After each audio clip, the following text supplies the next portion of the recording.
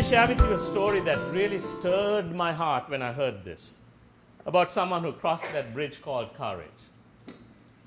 I realize that many of you came into Toastmasters fairly confident. Some of you probably not so. But there was this one man I heard about. I've been to their club several times. They are a prison club called New Genesis in Maryland.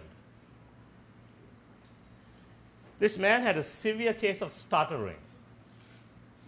I mean severe. So severe that he had been a member for several months, but he still did not want to do his icebreaker. He was also in a wheelchair, but he wanted to come to every Toastmasters meeting because I think they had the SPF factor. Supportive, positive, fun. But still he had not stretched.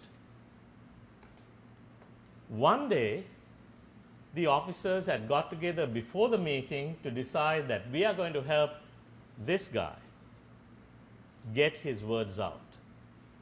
They knew he was a big basketball fan. So, at that time, the Magic, Orlando Magic, and the Los Angeles Lakers were in the playoffs.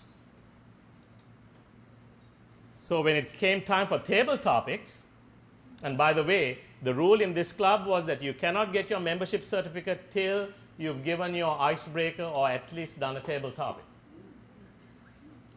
For prisoners, that piece of paper which says they are a member of Toastmasters International is very important because it affirms value in themselves. It affirms that they are somebody, but he had not earned the right to have it. But the question came directed to him, and the question was very simple. The Magic or the Lakers? That was it. And he was invited to speak. As members of my Susquehanna Icebreakers Club say, he was nominteered to speak. No way out of that. And as they watched, they could see his face screw up with determination. He wheeled his chair forward and then spun it around to face everybody. And then he went,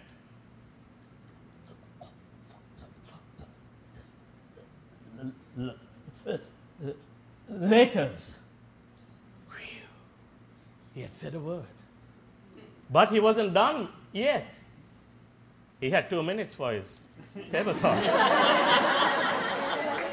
So he went,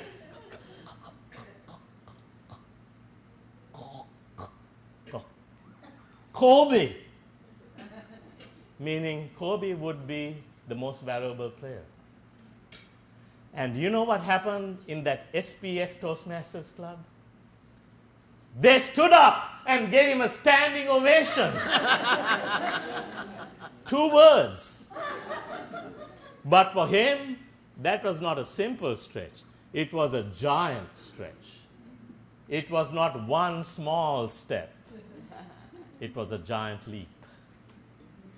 And the president of the club stepped forward.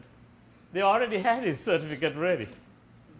Shook his hand and presented him with that certificate.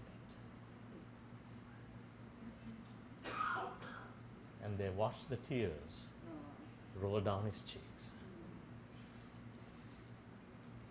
Because he knew he had crossed that bridge called courage.